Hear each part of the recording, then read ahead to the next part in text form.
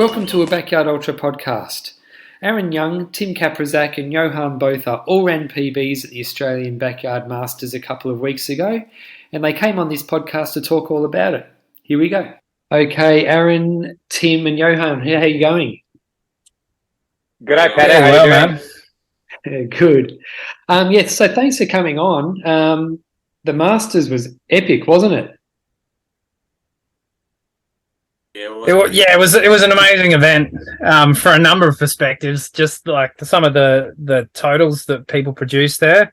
And I think also like it was such a great event from like a community perspective. I think everyone was like pretty happy to have a bit of a chat and socialize. And so we had a lot of fun out on course.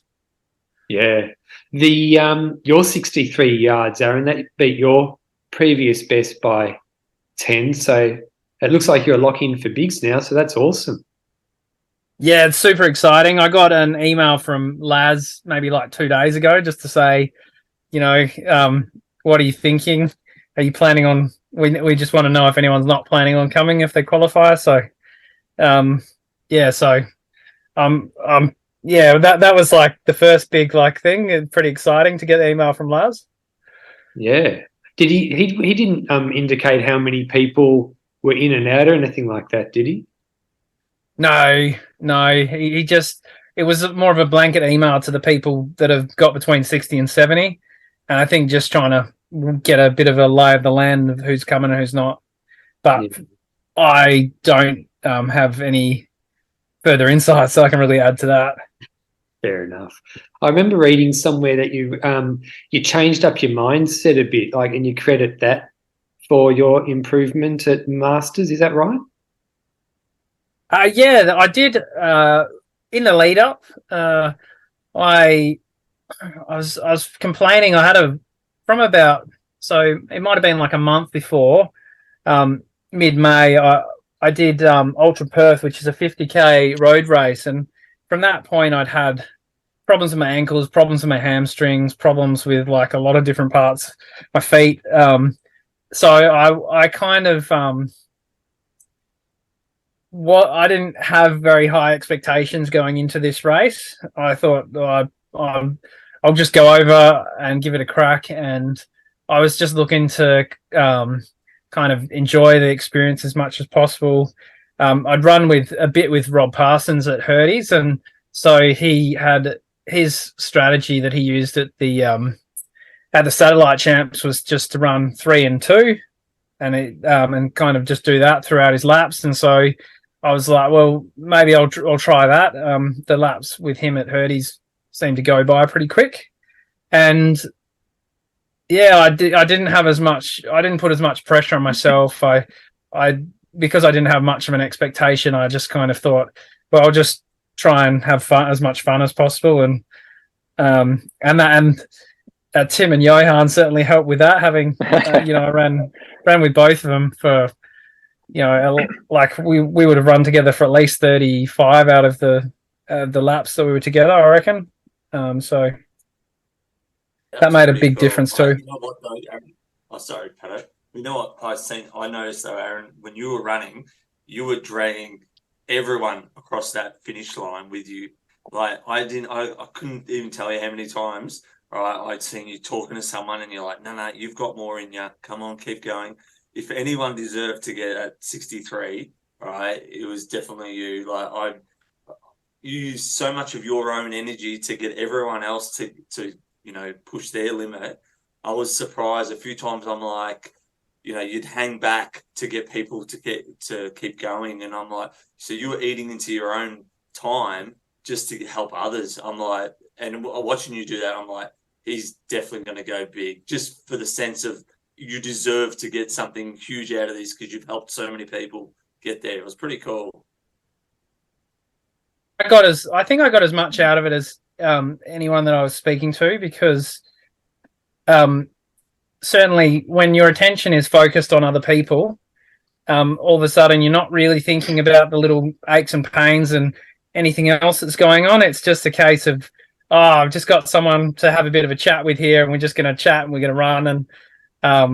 And yeah, it was a lot of fun. That's actually a good way to look at it, actually. Yeah. Like, I mean, I like the first 15 hours running with Ollie was very similar for me.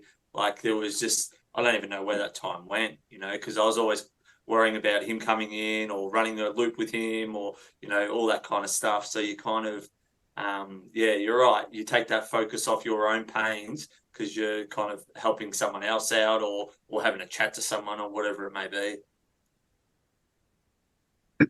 And just to clarify, Aaron, you did mention you were running 3:2. Does that mean you were running 3 minutes and then walking 2?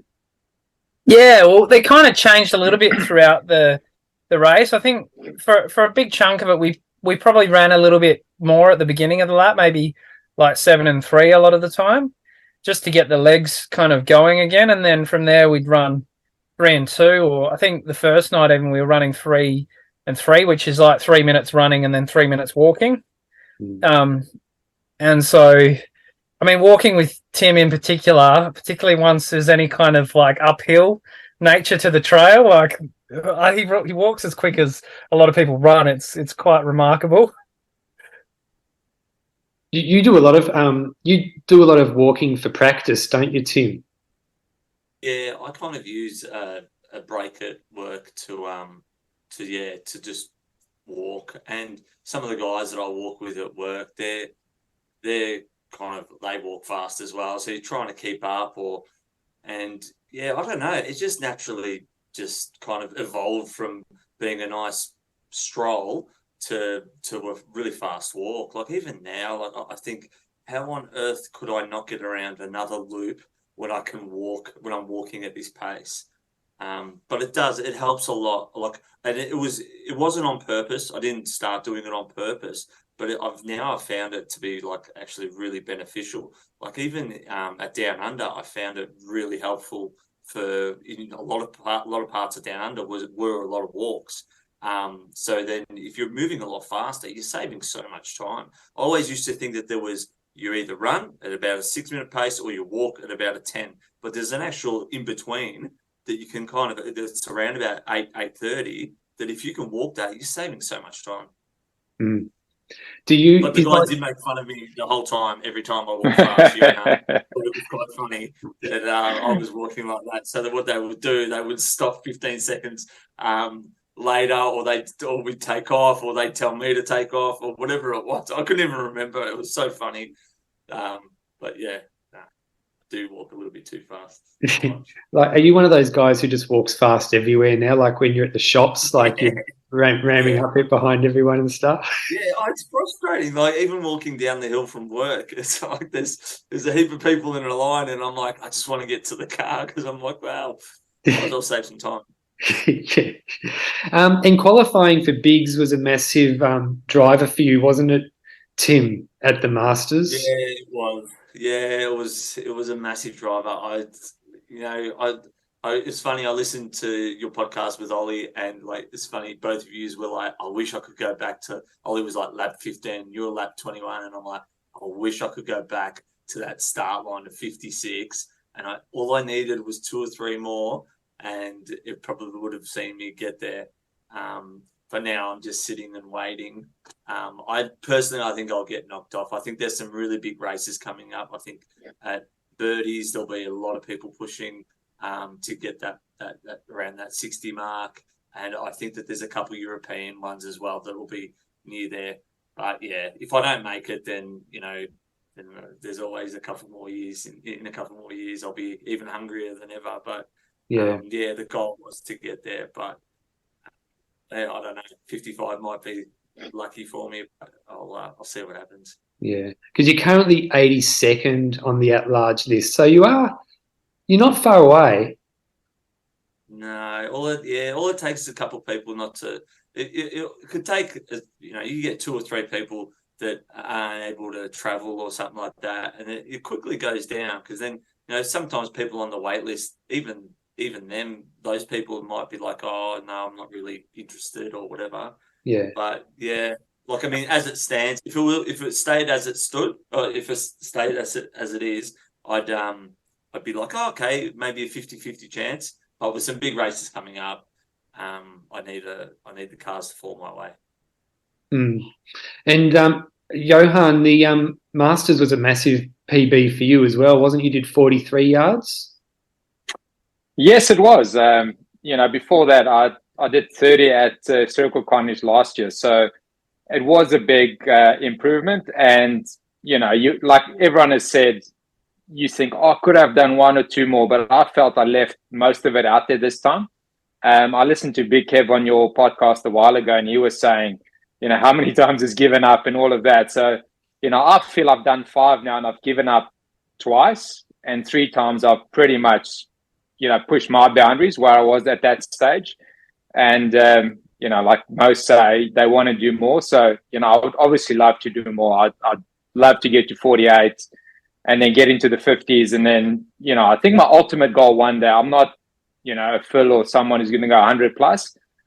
But deep down, I think I can get to 72. I do believe I can hopefully one day get to 3 days worth and, get into, probably a little bit more of the elites in backyard ultra running then. One of the things you mentioned to me was the Masters wasn't even really on your radar until after Dead Cow Gully because you only did 18 there. So what happened at Dead Cow Gully earlier this year? I think it was the temperature change again. I think that, first day was 30 degrees and then it got down to, it felt to me like single figures, like 8 or 9 degrees. And, 1 a.m. was 18 hours and I just had enough. I was in shorts and a t-shirt and a jacket and I just didn't want any more of it. And, it got pretty lonely out there because it's people I've never run with. And that's where Aaron was really good with, not just me, but everyone around him in this event to drag guys through. Where I felt Dead Cow Gully in April it was a very lonely run. There was no one really running my pace. I didn't speak to a lot of people. No one really, chatted to me. So, it takes 1 or 2 little things. And before you know it, you pull the pin and you say, well, that's my race done. And that's it. And, like you said, from there, we drove to Torquay on the Great Ocean Road as a family.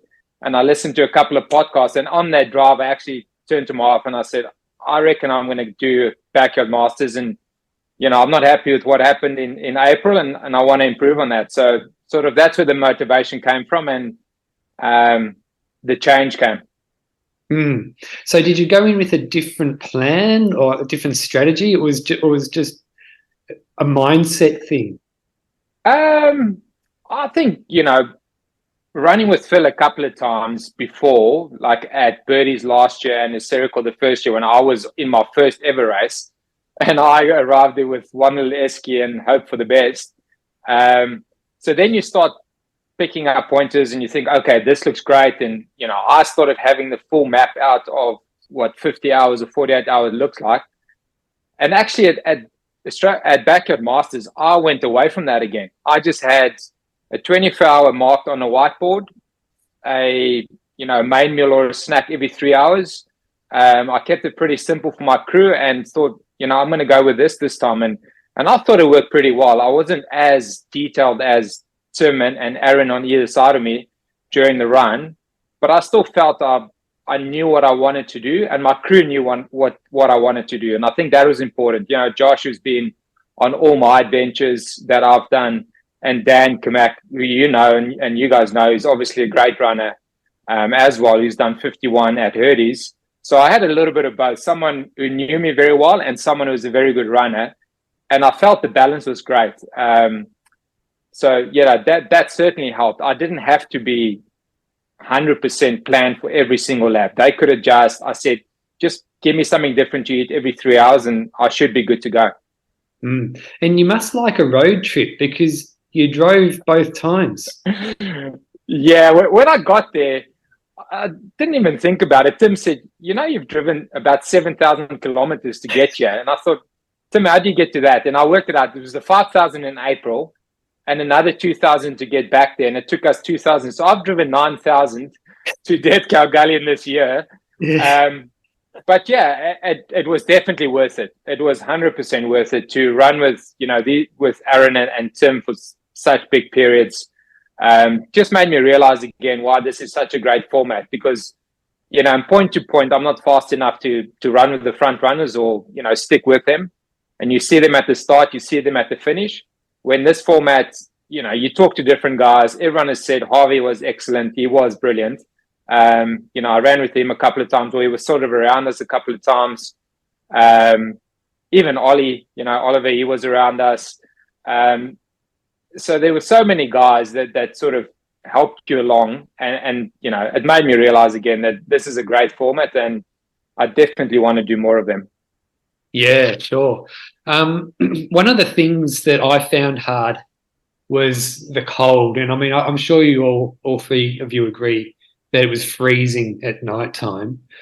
Tim, I know you've raced a lot of races like Unbreakable. You've done a lot of Yuyang 100 milers, so you know what it's like to race in the cold. So did it bother you as much as it might have others? I not at all. I didn't even feel the cold at all. I was giving Johan my gloves because I was running. I'm like, I don't want my gloves, and Johan's like, oh man, I forgot my gloves. I'm like, oh here, take mine. I don't know. I just don't feel the cold as much as other people. I was in my shorts the whole night, both nights. I didn't. The second night, I don't think I even put a jacket on. Both nights. Yeah, I don't think I just had a long sleeve thermal top on. But I don't feel it. And I mean, when I ran Unbreakable, I got frostbite on my fingers as well. And but yeah, I just don't feel the cold as much. I think I just kind of warm myself up, and then it just kind of spreads out. But mind you, on the flip side, I'm not great in the heat. So, so at Hurdy's, like you would have seen some of the footage of when I got pretty cooked. So that wasn't great to watch. But I didn't feel it as much as other people. But I mean, I didn't get into the third and fourth night either. So things might have been a bit different the longer I went on.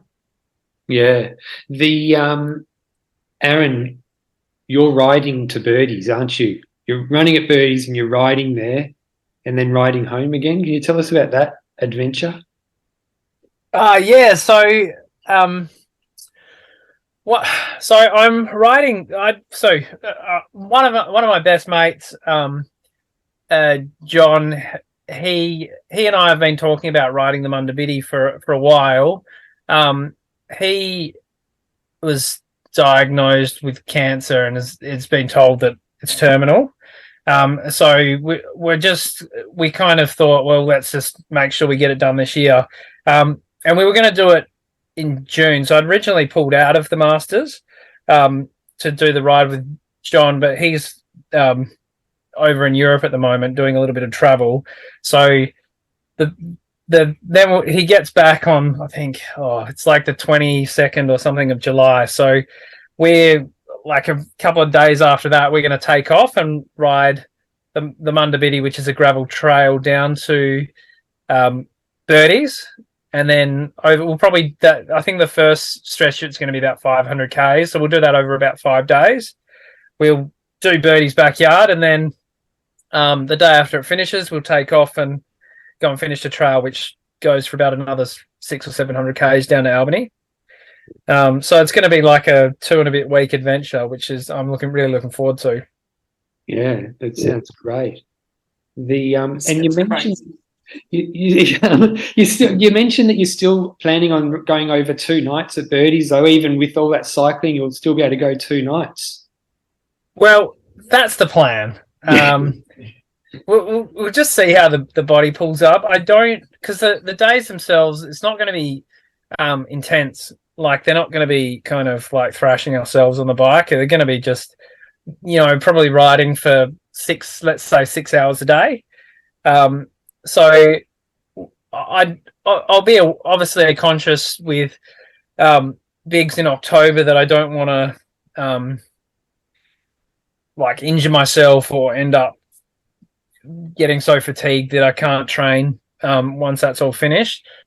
But discussing it with my coach Pete, I think that the cycling shouldn't affect me too much.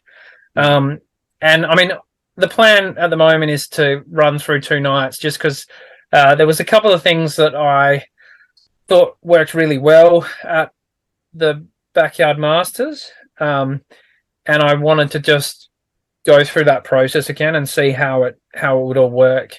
I think you asked me about my training in the lead up to the Masters, and one thing that I did do a little bit of was I did some longer bike rides where I got to kind of trial how I use caffeine and those kind of things to keep myself mentally alert, and found that if I take it more, if I have caffeine more frequently, but like a smaller, rather than drinking a whole can of Red Bull, but just having a little bit of it more regularly, that I tend to find that has a much bigger impact for me. Just those kind of little things that I found really helpful. It'll give me a bit of a chance to experiment with that, which is the idea of going for 2 nights.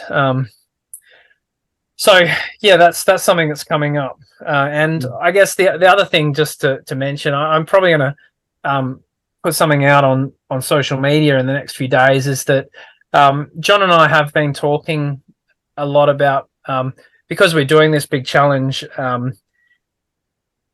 could we actually do some kind of fundraiser? Is there someone in the running community that maybe could use some support at the moment? I know there's, times are not the easiest for everyone, so we could use this as a bit of an opportunity to maybe help someone out. So I'm going to put it out there for people, but if anyone kind of knows someone, maybe a family that's got a child that needs medical support, or just having a tough time in life at the moment, and you think they might benefit from some kind of support, financial or otherwise, if we can do something to kind of help them, I'll maybe hit me up on Instagram or something and send me a message, and and I'd be happy to try and set something up. Well, definitely let me know, and I'll definitely share everything on socials and help get the word out there too. Yeah, thanks, Pato. With the Masters, I'm not sure, Aaron, if I've asked you, what actually got you in the end at 63? I think mainly it was a mental. Look, don't get me wrong, I was in a position where I was starting to get pretty sore, and but I think it was around about lap probably 59 I started to see myself going up the list, and I just started to mentally check out. I know probably lap 61 I didn't eat all my food, and I didn't take a drink bottle, and just doing some silly things that I know I should have taken the food, eaten the food, drunk what I had in my plan to drink, and I just kind of didn't do that. And it wasn't that my crew wasn't telling me to do it. I just kind of completely, it was almost like my brain had just decided that's it. So I guess that's another thing to work on for me when I go to birdies, is just to kind of work through why that's kind of happening, or what I can do to work through some of these issues if it does get a little bit tough. But yeah, I think essentially I came to qualify for bigs, and then I felt like I'd done enough, and I just kind of stopped. It was, I was probably. Oh, sorry, Matt. I was just going to say, so the body's totally fine. You pulled up well as far as your body goes? Yeah, yep. I got in, we flew back the next day, and I got home and jumped on the bike and jumped straight on the trainer, and I felt pretty fine, a little bit tired, but this is probably the best that I've pulled up from Backyard Ultra. Yeah, cool. I think everyone knows, Tim, that you finished a bit early because you injured yourself. So how are you going now? Yeah, I'm not too bad. So obviously I rolled my ankle. So what happened, I thought that it was from rolling I think I was running with Aaron at the time when I rolled my ankle around mid 20 laps, and I thought, oh geez, that's not good, but it was just a bit of a tweak, and I just kept on running. But I'd rolled my ankle a couple of weeks, a really good roll. I couldn't walk for 2 or 3 days, 2 weeks out from the event. And I didn't get scans on it or anything like that. But then I was looking through my notes the other day that my crew had been riding for me every lap, and it did at lap 7 is the first time I started complaining about it, that it was starting to get really sore. And so, yeah, and then obviously it just got too much. By lap 54, 55, it got to the point where I was like kicking a tow bar every time my foot landed. I'd already adjusted my stride to, help it and stuff like that. And then Phil's mate, who's a doctor, had a look at it, and he was concerned that it was a stress fracture, just the way it was presenting on the front of the shin. So I decided that probably a good time to kind of call it a day. But then I come home and I was on crutches for over a week. I went and got some more scans, and that come back as a torn ligament in my ankle, but not fresh. So obviously I'd torn the ligament 2 weeks prior, gone into the event, and I was talking to my soft tissue therapist as well, and he's like, well, what you've done, you've obviously overcompensated to try and protect the ankle, and then your tendon in the front of your shin spasmed and done some funky stuff there. So there was a whole mess. In hindsight, I probably shouldn't have even ran, but I'm like, well, you're going to run anyway. And it wasn't hurting. When I started, it wasn't hurting.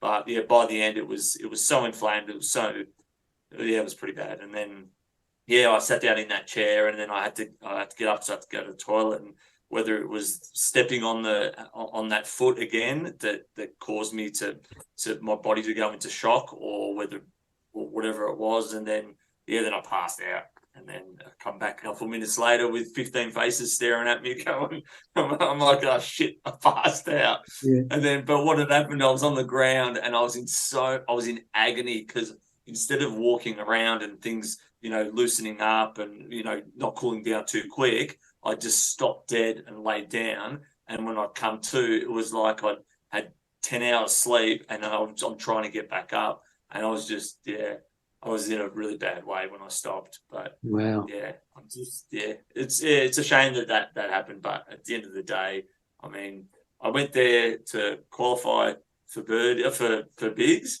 and I wanted to make sure that I knew that I could go further than what I thought I could. But the only way to do that is to either beat Phil, or get injured, and then know that you could have gone further had you not got injured. But and then the whole qualifying thing, well, that's the up in the air. But so that's how I kind of finished up. But in saying that, I've gone for a couple of runs in the last 2 days, and I've still got a little bit of that tendonitis pain in the front of the shin, but and the ankle's super duper unstable. But for my own mental health, I thought go for a couple of runs and just enjoy it and kind of not overthink it too much. But I'm hoping that a couple more weeks and I can get some more Ks in the legs. Yeah, I saw you did a pretty decent 6K yesterday. Yeah, it was. Yeah, it didn't feel terrible. It didn't feel terrible. It was funny. There's other things that hurt more. Yeah, because I probably haven't recovered properly like I would normally. But it's. I'm glad. Like, I mean, I wasn't. I thought I'd done a lot more damage than what I'd actually done. The swelling was so bad that I couldn't get a shoe on. I couldn't get a thong on. I couldn't get anything on that on that foot for a good week. Right. And then so I didn't know what the damage was going to be until that swelling went down. But I swelled up pretty bad on that ankle. So I asked Ollie on the podcast a few days ago. He wasn't there when you actually collapsed, so he missed it. But he was off in his bag of lollies. Yeah. So, but it must have been pretty confronting for your family who were there. Yeah, my wife, when I come to, my wife had tears in her eyes. She's like, oh my God, like, what's happened? I could imagine, like, I have passed out before. Like, I dropped a log on my finger at home doing some landscaping, and I kind of know that my body kind of goes into shock. So I quickly ran inside and sat down on the couch and passed out and then come back to. But yeah, I guess her concern, and I reckon a lot of people's concern sometimes is when you're doing such a crazy endurance sport, that when something like that happens, it can be a lot more. They think that it's a lot more serious than just maybe, low blood pressure or just shock. If the body's just gone into shock because you've hurt yourself, they can think it could be something even a lot worse. So she was pretty concerned about that. But we called the ambos and stuff like that, and in the hospital it was pretty funny. I definitely got a lot of attention in the hospital. All the nurses, all the doctors, everyone wanted to. I was like a science project. But it was great. I got a lot of tests. Like they tested like kidney function and all that kind of stuff, and everything they're like, your results are like perfect, like a person that hadn't even been running. So it was actually good to see and then for my wife and I suppose everyone else, it's get an understanding that if you do train right and do all the right things, that you can push your body to these limits, and it's not too detrimental to your organs and stuff like that. Yeah, well, I know Tim. I've told you this, that when I dropped after 21, I got a message from my father saying, "Do you think you should stop doing ultras now?" Like, he's worried about my body. It was pretty heartbreaking. Just like not long after I dropped, to get a message like that. It's a hard one. Like my mum's been concerned as well. Like I think a lot of the time when people don't actually do sports like this, or don't because they don't really hear about it all that much either.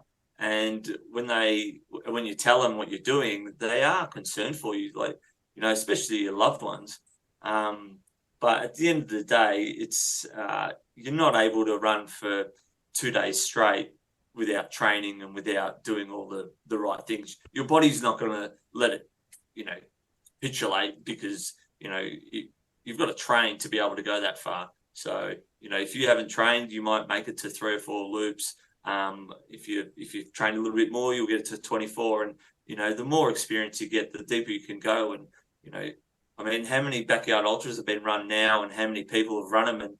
And apart from the odd overuse injury, there's not too many people that are, complaining that when you look at it, there's a lot of people going back. So they must be getting something positive out of it. Yeah. So Johan, I know you're from a sporting background. How did you get into ultra running? Yeah, Pat, I think sort of when my career started coming down towards the end of it, when I was just playing Big Bash, I sort of thought, I've got to find something that's going to challenge me a little bit. And I've got to do something from February to October. So that's sort of where the running came into it. When I played, I never ran much. I would cycle, and I cycled quite a lot. I did some charity rides and things like that. But I was just looking for a challenge. And like most people, you start with a half marathon, then you go a bit more. And then I sort of realized I'm not quick enough to, compete in a marathon. So I've got to go further. Then you go to 100 miler and things like that. And, and it ended up with this backyard. So, it's a great format to challenge yourself with distance. It's not probably at times the most exciting. It's not a change of terrain or a climb and up and down and, through riverbeds and over mountains. But from a distance point of view, it's a great challenge. And, listening to Laz on your podcast, who said, you actually don't want the course to be too hard, because then you don't go far enough to challenge the mind. And, that's the biggest challenge for all of us is, how far can you really go? And have you had anyone in your family or anything like that saying, what are you doing? Or anything like that? I've had a lot of people say that, family, friends, just random people that I talk to. But yeah, I enjoy it. I suppose in this type of event and format and ultra distance running, you got to enjoy the training. And I do enjoy the training, the daily discipline. I suppose coming from a sporting background, there's already that discipline, and I wanted to keep going with that. So, my consistent running was probably from the 6th of December, 2017. So, what's that, coming up almost to 6 years? And I'm about 50K short of 25,000. So, that's good consistency, and that's probably what I'm most happy about. These events are great, but I do enjoy getting out there every day. And now I've got Austin starting to join me, my 12-year-old. Our whole family does parkrun on a Saturday morning. My wife's on a current walking streak. She's walked from the 1st of January and hasn't missed a day, so it's at least 2K a day. So it's good to see that as rubbing off on some people. But yeah, in the cricket scheme of things, I wouldn't have run with too many cricket players. In my time there, I didn't run with many, and that's probably a little bit the frustrating thing in cricket is your skill can cover so much. You don't have to be super fit. If you're very good at switching on and off, it covers for so much. And if you can be on for that 3 seconds once the ball's getting bowled or you facing up to it, if you get very good at that, you obviously become a very good player. Yeah. I noticed at Dead Cow at the Masters, we all had our tags on the wall. And Johan, you had South Africa as your country. But on the official results, you're down as Australian. So if you that 43 you ran, that would easily be enough to make the Sat Champs team for the South African team if you wanted to. Is that something that you might do? No, I'd like to, have a go at Hysterical Carnage and try and up my laps and get into the Australian team. Yeah. And it's not anything against South Africa. I just feel, going into Backyard Masters, my crew sort of joked around and looked at the South African record, and it was 38. And so I pushed it up by about 5, which was nice. But I still feel, I want to run with, Australia's got one of the best teams in the world at the moment, and I certainly want to test myself against the best.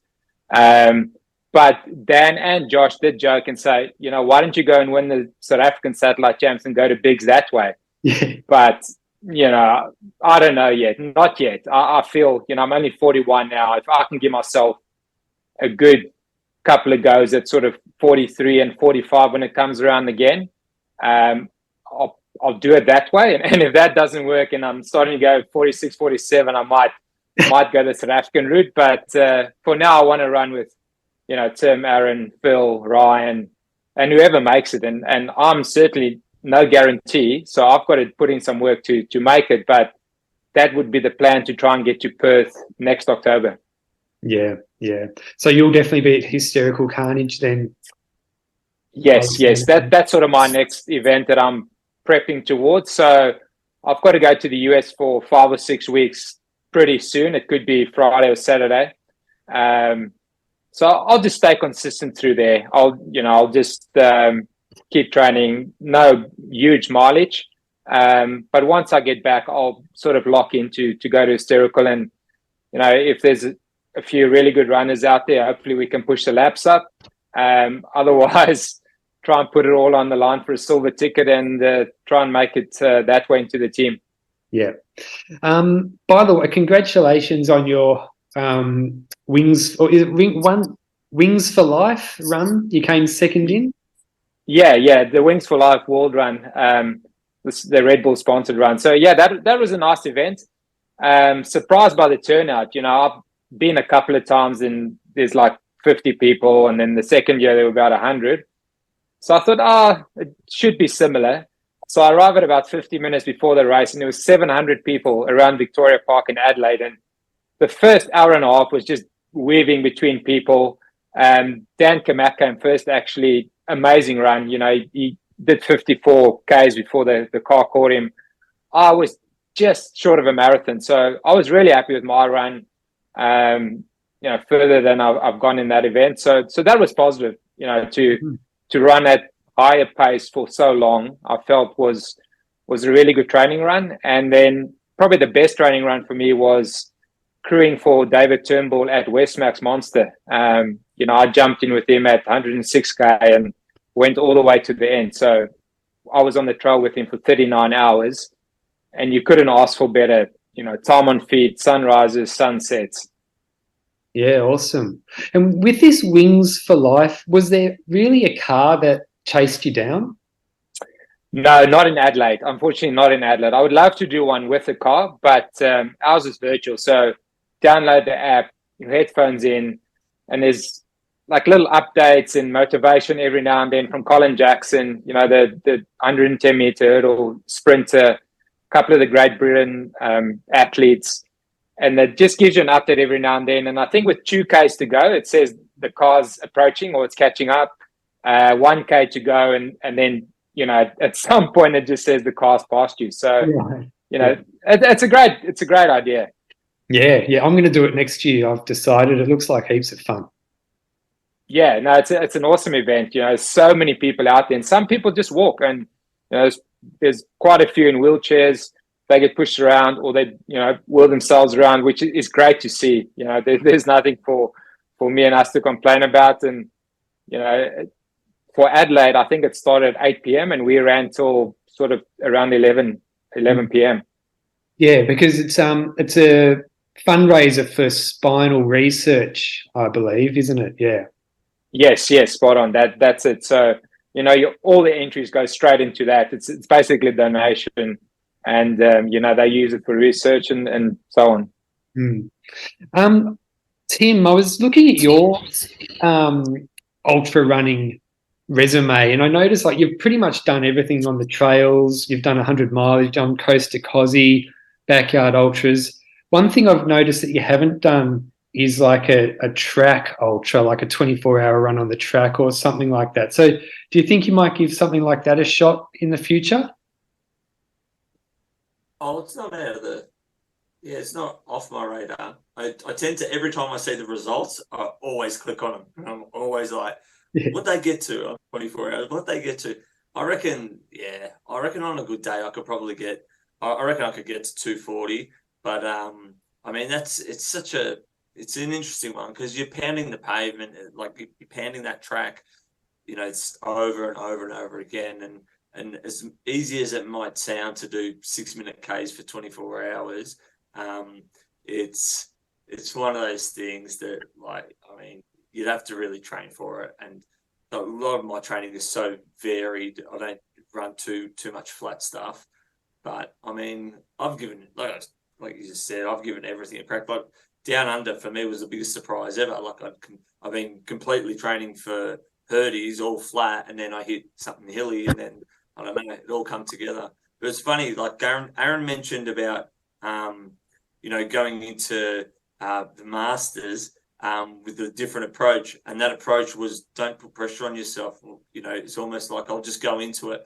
So he had, that's Down Under is probably the first race in a long time where I'd come off Herdies and gone into that and gone, oh, well, whatever will happen, will happen. I don't want to waste my race entry. I'll just go run it. If I get to 100 Ks, fantastic.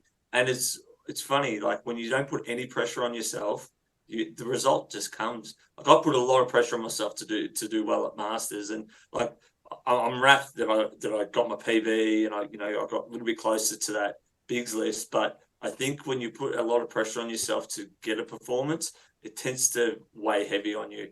And I think Aaron's a testament to, going into something, not putting too much pressure on yourself and just going, I'm going to go out there and have fun. Because I reckon out of everyone that I've seen, he was one person that had a hell of a lot of fun out there. So I didn't see him have too many down moments. Yeah. Yeah. So, Tim, it's also been, everyone knows that, like, you've had some pretty hardcore hallucinations, like at the Sat Champs and at Herdies as well, I believe. So did you have that problem at the Masters? No, I reckon my nutrition was on, like, working with Gabby as well. Like, we've kind of refined. Like, I had a fair bit of at Down Under. I was working with it, but we'd only been working together for a couple of weeks, so we changed a couple of things up. It was great from an energy standpoint. It was perfect, but I still had the pretty bad hallucinations. But at Masters, I didn't get any hallucinations until the third day. So third day, I think. Yeah, until the third day. And all I got was that, I think it's the first or second fence that you kind of, the gate that you went through, there was like this really big post, and it looked like a guy in full motorbike leathers and a helmet, just black and green leathers, and just looking down and he's just standing there down. But the freaky, like usually you see a heap of things, whereas this thing was like every time I ran past him for I had that hallucination for about 6 hours. I didn't see anything else but this one guy standing there in these motorbike leathers, just looking down. It was freaky as, but I think because I'd nailed my nutrition and had a little bit more sleep, it wasn't everywhere. It was just this one guy, and I was just like, I don't know, maybe there was someone there. Who knows? Maybe I wasn't hallucinating it, but that was, apart from that, that was the only hallucination that I had the whole time. It was amazing. Yeah, it was interesting when I spoke to Phil a little while ago, like about a week ago. He doesn't really have hallucinations because he's so good at nailing everything, like his nutrition, his sleep, everything. So he might have a bit of auditory hallucinations, but because he's so and it makes perfect sense. Like, I mean, I used to, like, I mean, some of the stories I've told you were all at times where I wasn't nailing everything. And then it's kind of, as it goes further, and it makes sense because your brain's starting to say, hello, I need something. You're not giving it to it. So it starts hallucinating, it starts to deteriorate and stuff like that. So, which, you know, in the past, I didn't look at that as a trigger for, you know, stop, rethink what you're doing, maybe have a nap, maybe have something else to eat. I just went, woohoo, you know, this is awesome. Look at all these things I'm seeing. But yeah, now I've learned that you've got to kind of master that so that those things aren't happening. And for it to not to happen for me for 2 whole nights and you know, 2 days, I was pretty pleased with that. And it was just that one little thing that was happening to me. But yeah, aside from that, yeah. But it's funny though, like, I mean, you know, you lose all track of time anyway. And, you know, I mean, between hour 30 and hour 55, I couldn't tell you what I did. I lost all sense of that time. And it was awesome watching those guys, like the guys go to 100, because I'm like, you know what, they're in that bubble of, I don't, like, it's all happening. And, you know, I could have fat another race in between when I stopped and when they finished. Yeah. So, and it's like, what on earth did they do for those 50 hours, you know? Yeah. Well, I think I drove. Yeah, I mean, I started driving home on the Sunday, I think. No, mate, on the Monday. But I got home. I drove all the way back from Dead Cow Gully to Geelong, and they were still going. Yeah, it's crazy. It's crazy. But yeah, I think Laz mentions about, you know, you get to this point, and I think I've spoken to you a little bit about it. You do get to this point where it's just like nothing. You just keep doing what you're doing. It's almost, you become almost robotic, and you just go over and over and over and over again. And I think that for me, it was from that, you know, from 30 to 55, it was a bit like that. I didn't really remember it, but I was starting to I felt like I almost got to a point around that 50-hour mark. Aside from my ankle, like nothing else hurt. I was coming in going, oh my God, nothing hurts. Like, all right, let's go out again. Oh my God, nothing. Oh, yeah, no, actually, this ankle's giving me grief, but nothing else hurts. So, but yeah, it's amazing. And everyone gets there. I reckon everyone gets there. And then that's what I reckon Sam, Harvey and Phil, they all channel that, and they just keep going and going and going. So they're on a level, so which is pretty impressive. Yeah. They're amazing. Like, there's 3 totally different people as well, like their personalities and even their tactics too, I think. Yeah. Mm-hmm. Yeah. I think out of all of them, Phil's the hardest to nut to crack, because you watch the way he runs and he has no flaws. Like, he runs it. He doesn't play any mind games. He just runs to his own tactics. He's fast. He gets a lot of rest. And then you look at you might look at yourself, you go, I haven't had a shower for 4 days. You know, my feet are killing me. I'm running 10 minutes a lap slower than Phil. It's like, I've got no chance. And he looks so strong as well. Like, he's always the first in the starting corral, and he's always the fastest away as well. So all you ever see of him is like first in the starting corral, and then the back of him at the start of every lap. So he just looks so strong the whole time. Yeah, and I mean, that's his biggest strength, that he looks as good as what he did on lap 100. Yeah. So, I think that's and you know, if you're looking at what he's doing, you're not worrying about what you're doing, and then that's where people fall apart. I think that you've got to kind of just work on what's good for you, and then see how far that can take. Yeah. Aaron, you were out there with them the longest. Did you know or have a feeling that you were part of something special, like you were part of a race that was going to go over 100 hours? Oh, I don't think at the point, like even at 60, I knew that they all had a fair bit left in them, but I don't think anyone really knew how far it was going to go. Yeah. And like I think, I mean, yeah, they all looked like when I finished up at 63, they all looked pretty strong. You know, I'd been chatting a little bit with Harvey throughout the day because he'd kind of been hovering back a little bit. I don't know if he was chatting to you as he ran past him, but he'd kind of hang back a little bit behind for the first probably 2Ks to the gully at least, and then he'd kind of run past and check that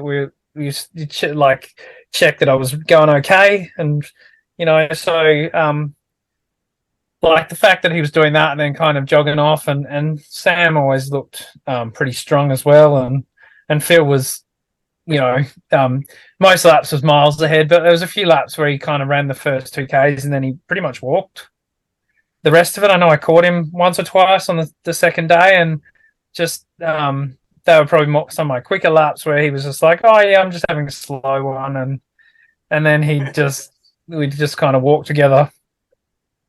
So you've raced against Phil the most times, Aaron. Does he look like he's improving every time you race against him? I think he's getting everything. Certainly, there was a big difference between how he went at the Masters versus last year at the Sat Champs. I know last year's at Sat Champs, he had I think an injury or two, like a few little niggles, kind of like 20 or 30 laps before the race finished. This time, it didn't really look from the outside like he had any of those issues. So, you know, looking at him at the moment, I'd say that's probably the only thing that could you know, stop him at Biggs is if a little injury or something throughout the race. But otherwise, he looks pretty solid, and like he probably had another, you know, I don't know, he looked like he still had a lot left in the tank when it finished. Yeah. So it was I saw it written down that the three of you ran a lot together and you were working together. I was wondering, for people who don't race in backyard ultras and they see these three runners describe that they were working together, like what does that actually? Can you explain like how you actually work together in a race, Johan? Well, yeah. Sorry, I was just going to go there and say that I ran a little bit behind Aaron, Jess, and Carl Douglas last year at Birdies. I had a bad hamstring from lap 7, and I sort of picked them up from about lap 22 to 27. So I sort of knew a little bit about the strategy. And then when Aaron mentioned it to me on lap 4, you know, how about we stick together for a while? I thought it was a great idea. I usually try and leave it as late as possible to get onto a strategy. I thought, I only do that later in the race. But, you know, this time we sort of clicked into it straight away. During the day, Tim was probably a little bit quicker than us. But during the night, we ran a lot of laps together. I think the first night we would have done pretty much all 12 together. And the working together was just sort of, we almost took turns to look at the clock. So, you know, one lap I'll be looking at the 7-minute clock. Okay, so it's walking time, 3 minutes walk, and then get into the 3 and 2s for a while. And then someone else would do it. So I don't have to look down at my watch all the time. And that's sort of how we helped each other along. It wasn't, you know, just one guy. And you know, as Tim mentioned, Aaron's energy was unbelievable. I had a photo jokingly that Brad took Well, I was sort of on his back and I almost pulled him over. I think it was day 2. And I was saying, geez, you've carried me for 24 hours because we took the photo at 28 hours. And, I said, geez, your knees and back must be sore because I've been on your back for 24 hours now. So, it's certainly helped me big time. There were patches. I reckon one of my toughest was 22 to 24 hours. I don't know why. It was just just after sunrise or around sunrise. I found that difficult. And then lap 37, I came in with about 90 seconds to spare. And I was very close to calling it there. So I was happy to get out there again. I remember Aaron and Tim probably saying to me at that stage, come on, you're so close to your PB. Let's get that done and then see where you go from there. So I was happy to add 6 to from 37, because Aaron actually knew that I did 40 on my 40th birthday. So that was like an unofficial PB, and I just wanted to get rid of that because I don't want people to sort of ask me about it and, does that really count and things like that. So that was one of my big goals in this event. I needed to get that 40 off my back and just say, I've actually legitimately done it in a race. So that was a big motivation for me to, at that 37 mark, to sort of get in there. My crew had a bottle ready and a snack and turned around and went again. Yeah. And was this the first race, Johan, that you've in a backyard ultra that you've worked as a team or worked together with other race runners for as long a time? Oh yeah, definitely. No doubt about it. I mentioned previously was probably 22 to 27 at Birdies was the first time that I really, worked. I wasn't so much working with them. I just sat behind them and just listened to them talking. So it was Aaron, Jess, and Carl. And, that probably got them a long way further because Aaron was the assist there. I think Jess went to 44 or something. And by that stage, I was playing backyard cricket with Sean and them while Aaron and Phil were running. So as soon as I left for the lap, the 2 bins would come out. We'd be stacking the tennis ball around at the campsite. And then as soon as we saw a runner come in, the bins would be removed and open the way for them. That's something else to add. I think that working together, the banter that we had, particularly on that first night, everyone looks so miserable in the cold. So, just us just having something to joke about. I told you that we made our own imaginary little podcast, and we were I think Tim brought music for a couple of laps, and we spent most of the time because he had all these dance tracks on his phone. Shocking, but because it was just the phone, it sounded like a Game Boy. Yeah. So we just kind of spent 2 laps just tearing into Tim's music, even though on a good speaker, I'm sure it's great music. It just had a lot of.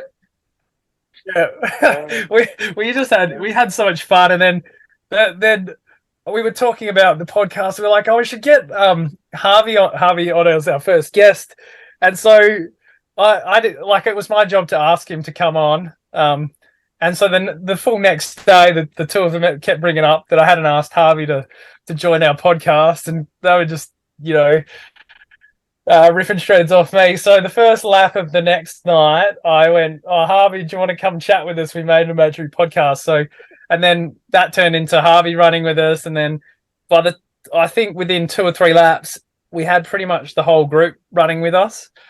Sam joined us, Ryan joined us, John joined us. And then Phil did for a couple of laps when he wasn't doing sleep laps. And it was became a little bit more of a group kind of dynamic, which was, I think, a lot of fun.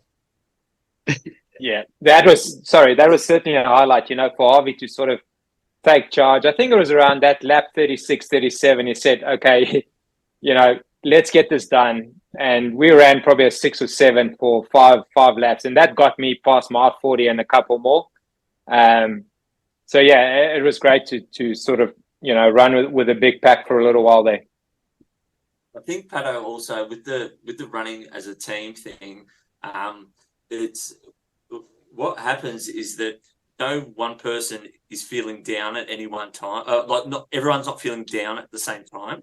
So what you find will happen is that you'll have one or two people, they'll push that pace, and then if you're in that group, you're like, oh, I don't want to be left behind, and then you'll just keep going, and that might drag you for a few laps, and then after a while, you're like, oh, okay, I feel good. Then you might take the lead and stuff like that. Yeah. So that's what I've actually used that in actual point-to-point races, or even at Unbreakable with Tom Dade, Ben Nichols, and Chris Norris. We all did very similar things. No one wanted to be left behind, but you were like, I'm either going to get left behind or I've got to run. And it's like, well, I don't want to be left behind. Okay, I'm going to have to run. And then so you kind of keep running, and you're like, but I don't want to get left behind. And then so you keep on going. It's really funny. Like a lot of the times those kinds of things happen. It's almost the same thing as when you're kind of sitting there and you're about to time out in the chair, and all you wish would happen was someone would just walk up to you, grab you, and take you into the corral and drag you out for that one more lap, and then you'd snap out of it. So it's almost like that kind of, I don't know, it's like almost like a tribe mentality where you don't leave anyone behind, and then you keep going. It's really weird. If you do have the opportunity to team up with someone, it's amazing. It's because not one of you're both not going to be down at the same time, and the other person will always pick you up, and you'll always be able to, and then you'll be able to return the favor at some point. Yeah, I think it's one of the mistakes I made, actually, because I went in with a plan to just listen to music at nighttime, and I didn't take those headphones out, and I just felt so isolated out there. I felt like there was no one else out there except for me. Oh, I know you weren't the only one. The three of us, we were giggling all the way down the road, and we couldn't believe the zombies that we were looking at. Like everyone was a zombie. No one was talking to anyone apart from the three of us making fun of each other. Yeah, and that was it.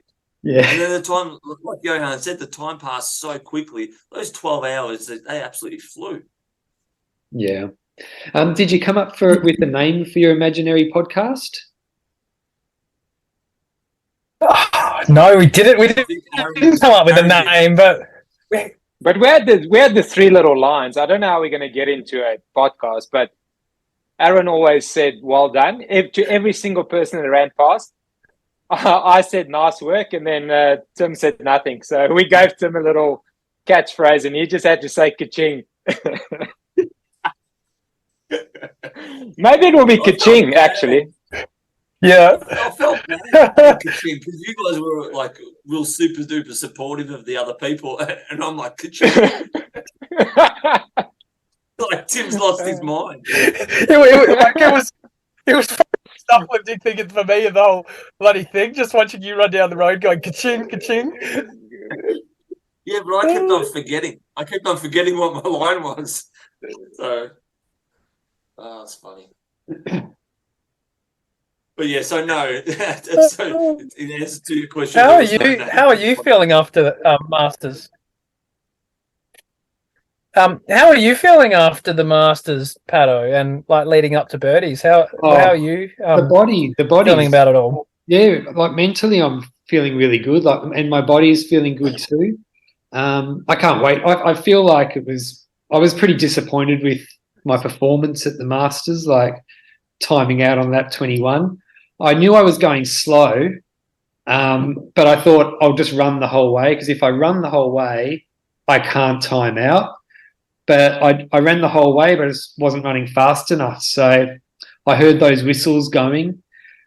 And it was weird because I just didn't have the mental focus to realise I had to push and just run a bit faster and I'd make it.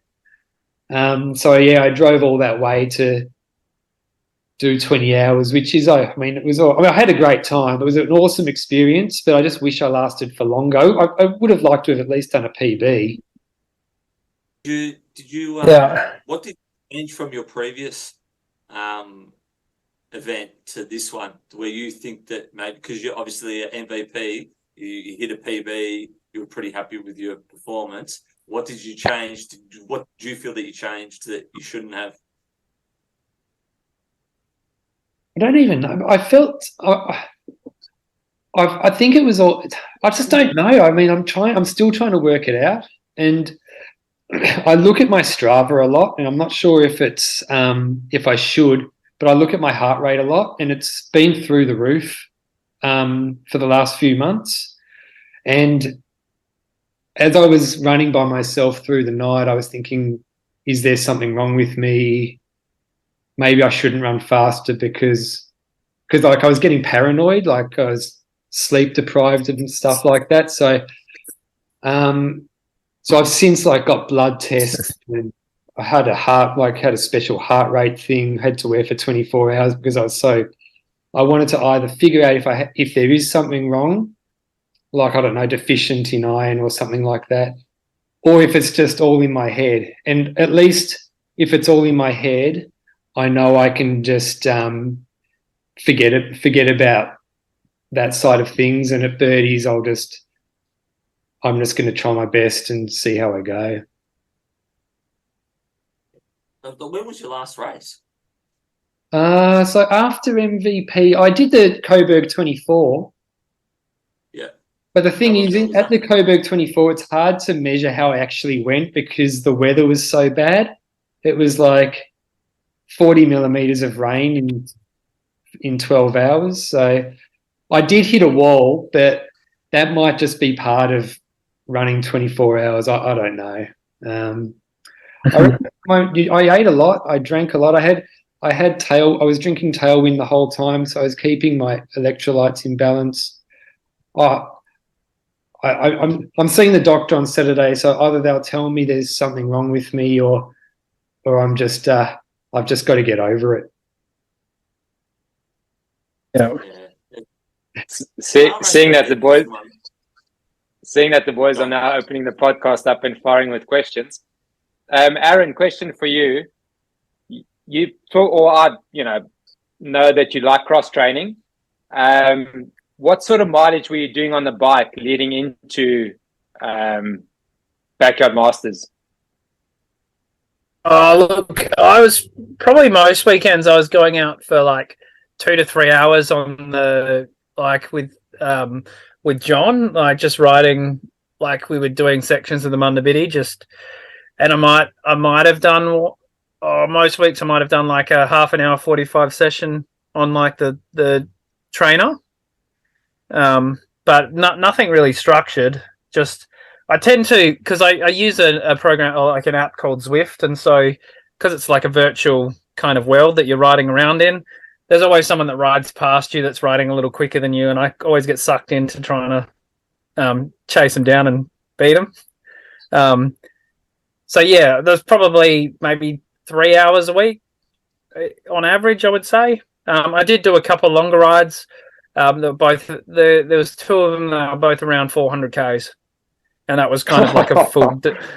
That was a full day thing. So that I think they both took somewhere around the 18 to 20 hours of actual time in the saddle.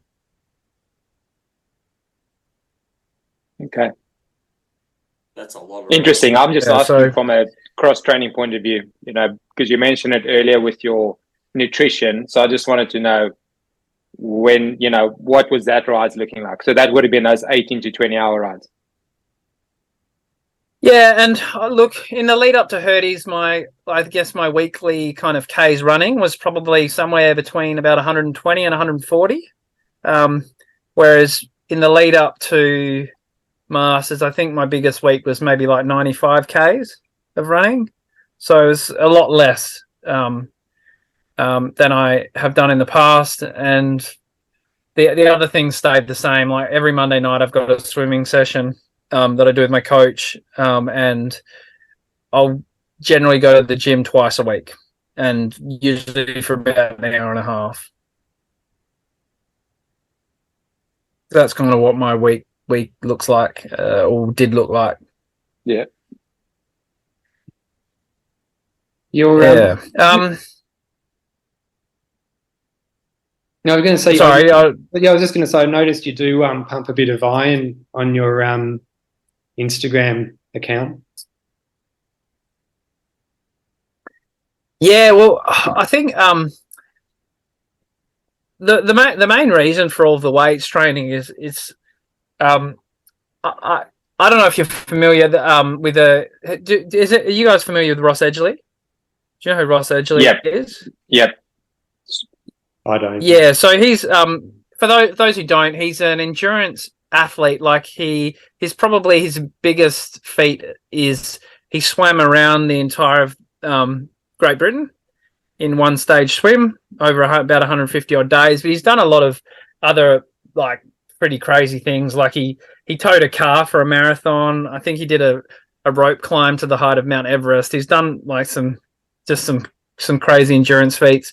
And he talks a lot about adaptation in the body, and essentially, like, to break it down and try and simplify it, the way you get your body to adapt is by exposing it to certain stress and stimuli.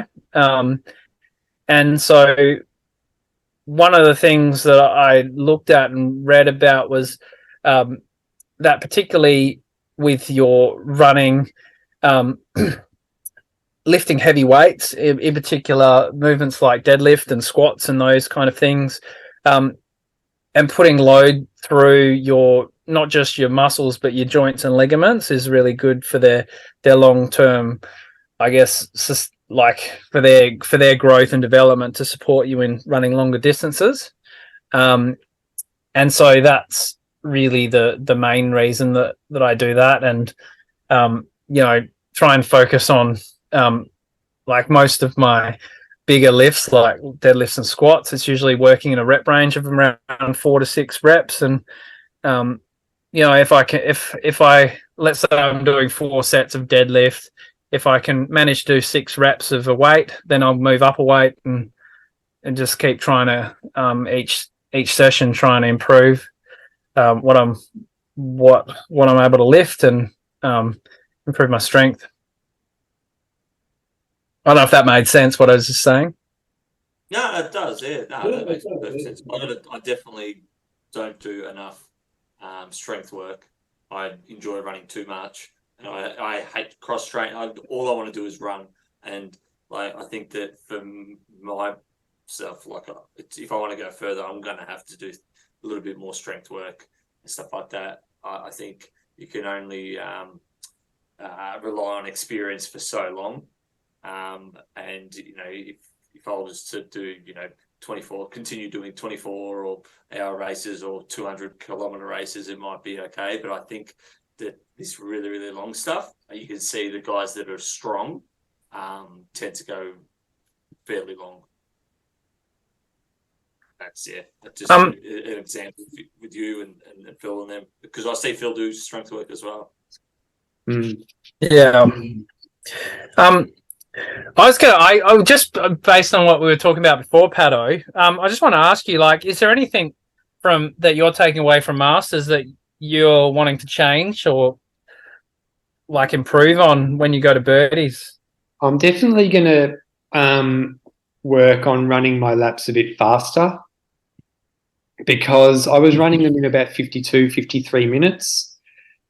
And I think I kind of got into that death spiral without realizing it. So I am going to run my laps faster. And I think, and I've already started on my runs now. I've started like running periods like 2 or 3 Ks here and there. I'm trying to like step up the speed a little bit, because I went about 12 months when I didn't even try and run fast. I was just running slow and long. And I think maybe that might have been a mistake. I used to run all my runs, like I was aiming for a sub-3 marathon in 2021, and I wasn't that far off, but now I'd struggle to do it in under 4 hours. So, I think speed and fitness. Maybe I'm not as fit as I was. I don't know. We'll have to see. But I think this heart rate thing has got me though, because it's just way higher than it used to be. So I just want to figure out what's going on there, and then either fix that or stop worrying about it. And do you find it all though? See, when I was probably 5 or 6 years into running, I was probably running maybe 2 events a year, and they were like 100 K, and maybe I'd be lucky to be 160 K, and I'd have a ton of recovery. Like my recovery from an event would be, don't run for 3 weeks, maybe a couple jogs, maybe then have Christmas, and then after Christmas I'd start running again. What I've found now is that my recovery from events, although the body feels okay, my heart rate spikes as well. Like even now, my heart rate is probably 10 to 15 beats higher than what it would normally be, than what it is before the event. And I've been having 6 to 7 weeks between events, which is probably not enough rest. So it may just be it might come down to something as simple as not enough rest between events. Because I definitely take for granted how much rest I really need. Because when we're mixing in these circles of people doing these backyard ultras, then 6 weeks later doing another one, and then 8 weeks later someone's doing this, and you're watching people Strava, and we're all in this vortex of events.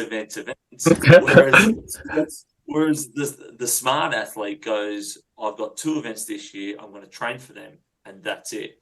I think that sometimes we can get wrapped up a little bit in how many events we do, and we don't allow our body to recover enough. So it might be something similar. But yes, like in terms of the heart rate spike, I definitely get a heart rate spike after an event, and that lasts for a good month. It's interesting you say that thing about the rest, because I was actually reading an interview with Ioannis Kouros today, and he used to take like 8 to 9 weeks off after every race, he was saying, without any running at all. He's the greatest of all time. Yeah, well, that's it. He probably understood how much it took out of his body.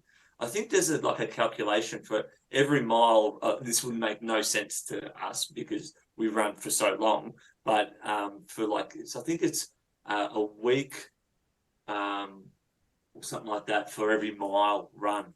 So it would be like 20 weeks or 20-something weeks from a marathon to recover before you can do another one. Right. I mean, we'd be having we do a backyard ultra, and we'd have to recover for 4 years. But there is a lot to it. I think I don't think we're all built the same, and I think that's a tricky one too. And also we got to take into account that we're racing against people like Phil and Harvey and Sam, and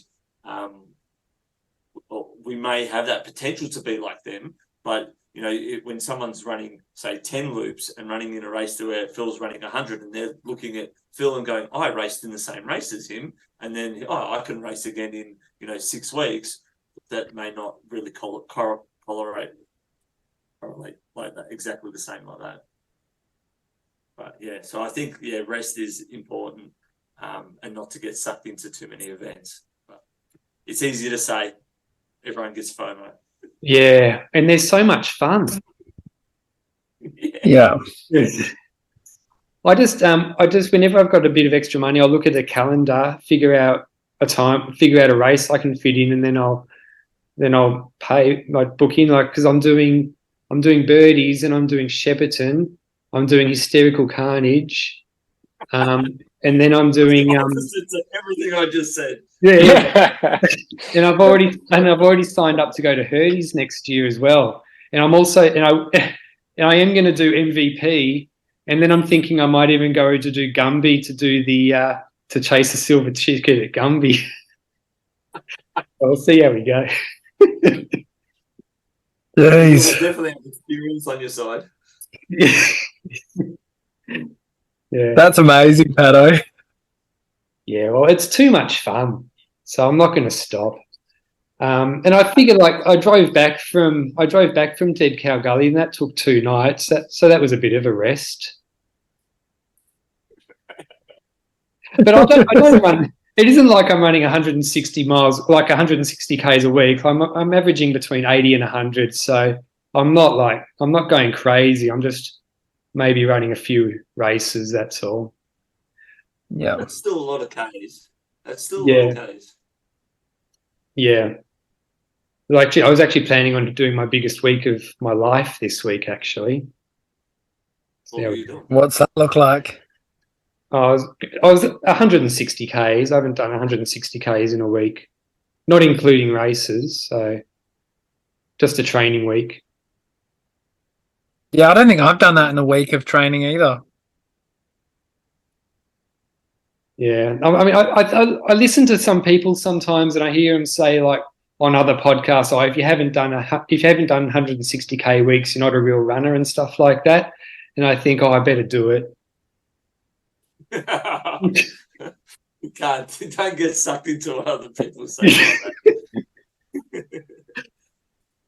Yeah. What you find though that when you get say you'll do 160, you'll get more consistent, and then it's funny, like, you know, you'll run your first 100K week and you'll go, oh my god, that took me years to run a 100K week, and then you just back it up with another 100K week, and then another one, and then it's like, oh, hang on, this is just normal. I just wasn't pushing it hard enough or whatever. But yeah, I think it's each to their own. But I've managed to do some cool races, like 100-mile races with good times, and I was doing 75 Ks a week, and it was all about the quality of the training, because you can put junk miles in, and for backyard ultra, junk miles is probably a good thing.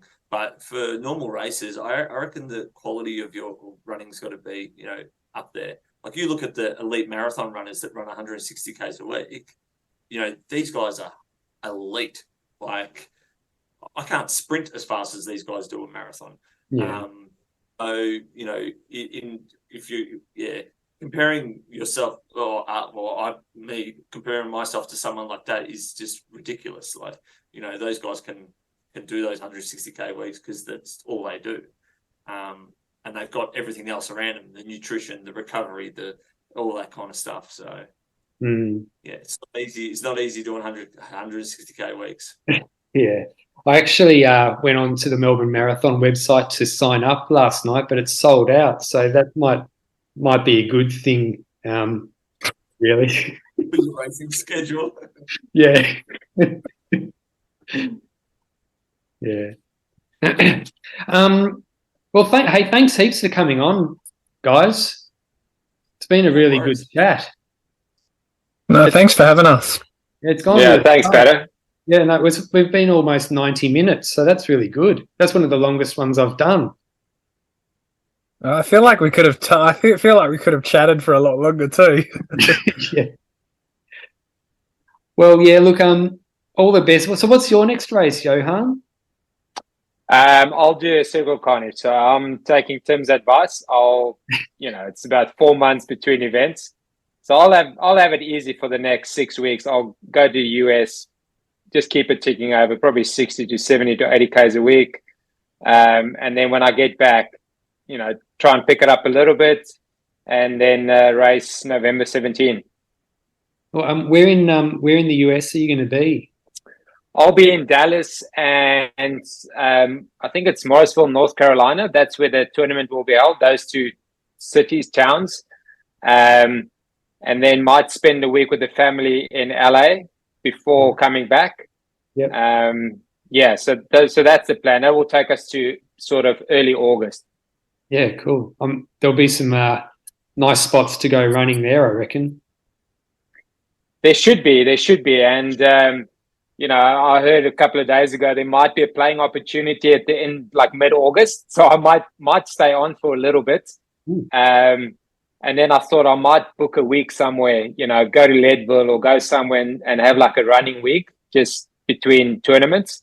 And then I also actually made contact with Harvey, and he said, oh, no, just come stay with me in Ohio. So, you know, I might take him up on that, go see the legend in action, and go spend a week with him and you know, see what his day-to-day looks like. Yeah. And then go and play for a week of cricket and then come home a little bit later in August. Yeah, sounds good. It's he's an amazing guy. Like, as nice and friendly he looks on social media, he's actually like that in real life. Mm-hmm. It's unbelievable. Yeah. He's such a nice guy. Yeah. He gave me a few tips out there too, which was good. Yeah. No, I think you gave a lot of people a lot of help and advice. So it was definitely the right person for Tim to bring over for the Masters. I don't think you could have picked anyone better to come over. Yeah. I think it was just a mix between luck and picking the right person, because I think he reached out to a few, but he was just lucky that Harvey Lewis is the one who said yes. Yeah. Mm. And also, I think. Go on, Aaron. No, you go, Tim. You go, Tim. I was actually pretty impressed with Harvey's result. I thought with Badwater coming up, I thought he'll come over and I'm sure like any runner he'll give it his best, but he'll have that in the back of his mind. I reckon he epitomises what ultra running's about. It's just like, don't worry about tomorrow, just worry about today. And that's what he did. And then to come out and do 90 loops, and now he's running Badwater tomorrow or right now or whenever it is just insane. So it's a credit to the type of runner that he is. Yeah, it's pretty amazing. Yeah, I'm a huge fan now after seeing him in action in real life. Yeah, thanks a lot, guys. We'll keep in touch, and Tim, do you know what race you'll be doing next, or you're just going to wait and see what happens with your foot and bigs and everything like that? Yeah, I'll see what happens with bigs, but if it's not bigs, then I might look at another backyard ultra, but or Coast to Cozzy at the end of the year would be cool. Bigs would be awesome, but if it's not meant to be, it's not meant to be. Yeah, sounds good.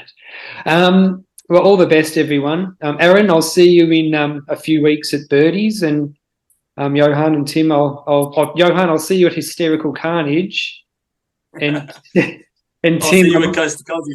Well, I might see you at Shepparton. You said you might go there with Ollie. Yes, yeah, I might take Ollie down to Shepparton. I'll see if everything lines up. I'm going to be at No Time to Die if you're doing that one. No, I'm not doing that one. Yeah, I want to, but no, I'm not. Make sure you're good to run by then, Tim, because I'll have to take you onto the trails before the No Time to Die. Oh, most definitely. I'll take you up on that. Sounds good. All the best, guys. Thanks. Thanks, Pato. Thanks, guys. Thanks, Pato. See ya. If you've enjoyed this podcast, it would be awesome if you could share, comment, like, subscribe, all of that. If you've got any feedback, shoot me a message. Hope you have a great day. See ya.